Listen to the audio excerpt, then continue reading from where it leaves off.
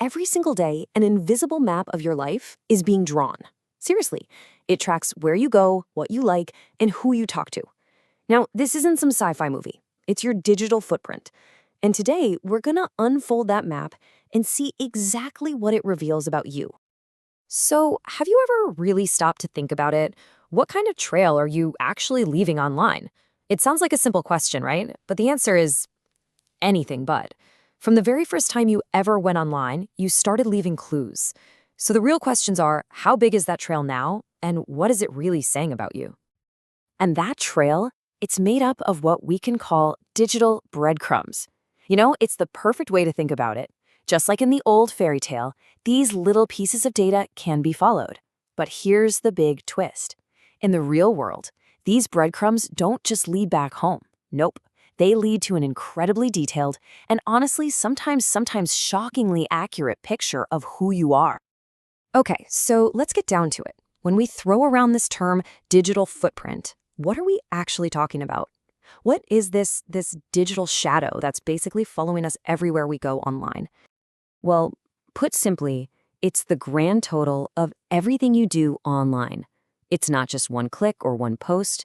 It's the entire recorded history of your activity on your phone, your laptop, you name it. All of that data, that whole history, it all adds up to create that digital shadow, kind of like a silhouette of your online self. And here's something that's really key to understand. Your footprint isn't just one big blob of data. It's actually split into two different types. On one side, you have your active footprint. This is the stuff you're sharing, right? The photos you post, the reviews you write. But then there's the passive footprint. And this is the sneaky one. This is all the data that gets collected in the background, a lot of times without you even thinking about it. We're talking about things like your IP address, your location, and your browsing history. So where are we leaving all these prints? Well, the list is probably a lot longer than you'd imagine. Social media is the obvious one, for sure, but think about your browser history and all those cookies tracking you from site to site. Or, that fitness app on your phone that knows your exact jogging route. Even your online shopping accounts, and yes, even your private messages, are all adding little details to this massive, ever-growing map of you. Which brings us to a really important question. If this huge map of you is being drawn, who's holding the pen? Who are these map makers out there watching your trail and scooping up all those breadcrumbs? Well, it's a whole bunch of different groups, actually. You've got the advertisers, of course. They want to know what you'll buy. You have potential employers, maybe doing a quick background check. And then you've got data brokers. These are companies whose entire business model is just to collect your info from everywhere they can, package it up, and sell it. They're the ones connecting all those dots you're leaving behind. And let's be super clear here. This is not just about collecting a bunch of random facts about your past. No way. The real goal here is prediction.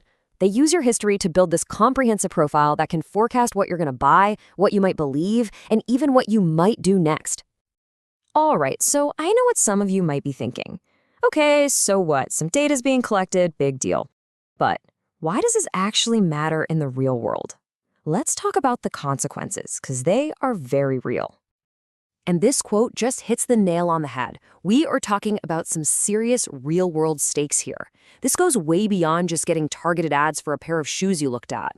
The data in your footprint can influence your ability to get a loan, the insurance rates you get offered, and even your job prospects. The consequences are absolutely tangible.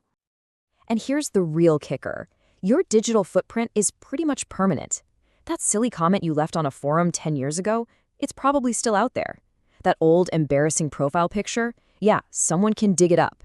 Once something is online, getting rid of it for good is, well, it's almost impossible. Now, I know this can all sound a little daunting, a little overwhelming, but here's the good news, and it's really good news. You are not powerless in this. Not at all. You can absolutely grab the pen and take control of your own map. So let's just walk through 4 simple, practical things you can start doing right now. Number 1, review your privacy settings. Number 2, just be more mindful of what you're putting out there. 3, use tools that are built to help protect your privacy. And number 4, this one is maybe the easiest and the most important, just take a breath and think before you click post. Let's just focus on that first one for a sec, because it's your absolute first line of defense. These platforms, they change their privacy settings all the time. So do yourself a favor, set a reminder on your phone. Every few months, just do a quick privacy checkup on your social media, your email, all of it. Honestly, it's one of the best habits you can get into. Look, at the end of the day, this is about way more than just data privacy. Managing your footprint is about actively taking charge of your own reputation. It's about protecting your own future. Because what you do online today can 100% open or slam shut doors for you down the road.